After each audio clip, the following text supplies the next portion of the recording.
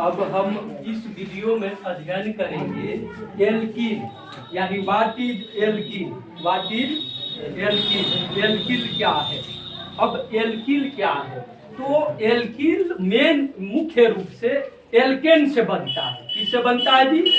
Alkene से बनता है। और एल्कीन का सामान्य सूत्र CnH2n प्लस 1 होता है और इसका फादर एल्केन है। यानी एल्कीन का बाप कौन है जी? एल्केन है। क्योंकि एल्केन से जब एक हाइड्रोजन निकल जाता है तब एल्कीन का निर्माण होता है।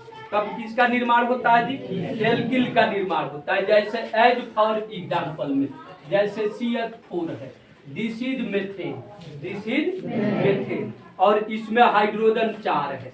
अब इसमें से एक हाइड्रोजन को निकाल दिए तो CH3 और एक निकल गया, यह बता रहा कि एक निकल गया तो CH3 हो गया, तो CH3 हो गया, इसलिए यह क्या हो गया जी?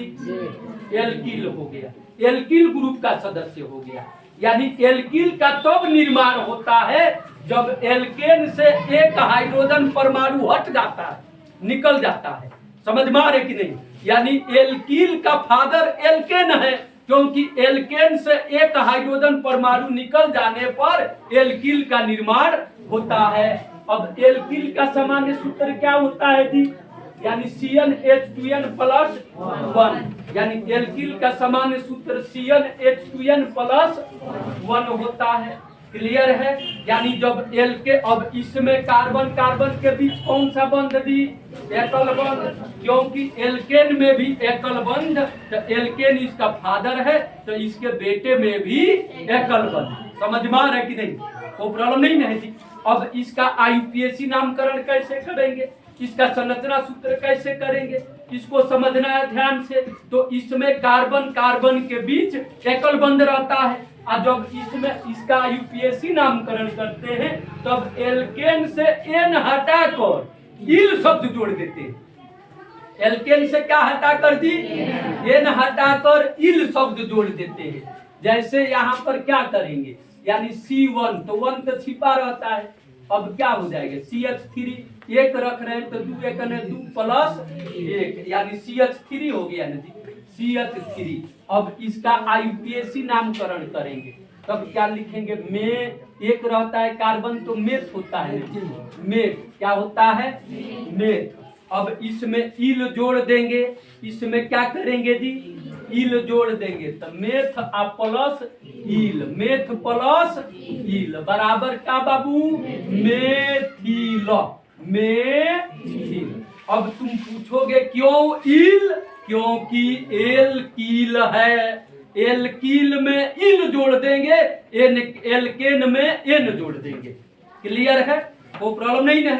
अब कार्बन एक है तो मेथ तो होना ही है। क्लियर है?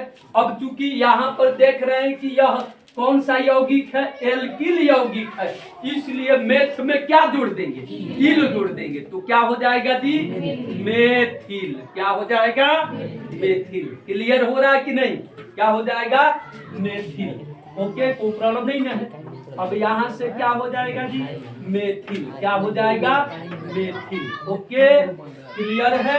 अब इसका संरचना सूत्र लिखेंगे तब अब C और कौन गो H है जी? 3 गो तक, यहाँ पर H, यहाँ पर H हो गया और एक H निकल गया है। तब यहाँ पर सिंगल बॉन्ड करके और उसको दिखा देंगे कि H निकल गया है। ये समझ में आया कि नहीं? वो प्रॉब्लम नहीं है जी, अच्छे तरह से समझना है। क्लियर है? अब यहाँ से क्या करेंगे जी? अब कार्बन N के जगह पर क्या रखेंगे? 2 रखेंगे। क्या रखेंगे? 2। तो C2 हो गया, यहाँ पर 2 दूना 4, अब प्लस 1 कितना हो जाएगा? 5। तो C2H5, C2H5। बिल्कुल ध्यान से समझना है, C2H5। अब क्या हो जाएगा जी? एथ प्लस ईल, एथ प्लस ईल बराबर क्या दी? एथिल। समझ में आ रहा है कि नहीं? बिल्कुल दम नहीं है जी, एकदम खिलौना बना देंगे इसको, ठीक है ना? बिल्कुल दम नहीं है। अब क्या हो जाएगा जी? एथ प्लस ईल क्या हो जाएगा? एथिल हो जाएगा। क्या हो जाएगा जी? एथिल। बस समझना अच्छी तरह से। क्लियर है। अब समझ में कब आएगा, जब बेसिक कॉन्सेप्ट का सारा वीडियो क्लियर आएगा। ओके, अब प्लस यह तब ना आएगा जी। ओके, कोई प्रॉब्लम नहीं ना है, तब उसको समझना है, समझ में अच्छी तरह से आएगा। अब एक प्लस इल क्या हो गया, एथिल। अब यहाँ पर कार्बन कितना है, 2 है, तो कार्बन कार्बन के बीच सिंगल बॉन्ड, संरचना सूत्र भी बिल्कुल इजी हो जा रहा है। अब यहाँ पर क्या हो गया, एक यहाँ पर हाइड्रोजन, एक यहाँ पर हाइड्रोजन, एक यहाँ पर, एक यहाँ पर, एक यहाँ पर, यहाँ से एक हाइड्रोजन क्या हो गया, निकल गया। अब बोलो ना जी, क्या नहीं आ रहा, कोई प्रॉब्लम है क्या? एक यहाँ से निकल गया, क्लियर है, कोई प्रॉब्लम नहीं है। अब अगला नंबर क्या है जी, अब C3 कर देंगे, C3, तो C3 हो गया, तब है क्या हो गया, यानी 3 दूना 6 अब प्लस 1 क्या हो गई 7, तो C3H7 हो गया, C3H7 हो गया। ध्यान से समझना है जी। तब यहाँ पर क्या हो जाएगा, प्रोपील, प्रोपील हो गया, प्रोपील हो गया। अब इसका भी संरचना सूत्र लिखेंगे, तब क्या हो जाएगा, C। अब यहाँ पर H, यहाँ पर H, यहाँ पर H, यहाँ पर H, यहाँ पर भी H, यहाँ पर भी और यहाँ पर भी, और एक H निकल गया, इसलिए क्या हो जाएगा, यहाँ पर यह दर्शा रहा है कि एक H क्या हो गया जी, निकल गया है। समझ में आ रहा है कि नहीं? अब अपने आप इसको करना है और कमेंट करके पूछना है, यानी C4H9, इसका यूपीएससी नामकरण क्या होगा और इसका संरचना सूत्र क्या होगा, फिर से इसको बनाते चलना है। अब C5H क्या हो जाएगा जी, 11, इसका भी लिखना है इसी तरीका से। क्या दी, C9 और H कितना हो जाएगा, 19 हो जाएगा।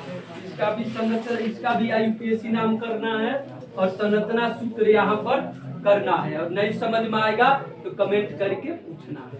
क्लियर, कोई प्रॉब्लम नहीं है।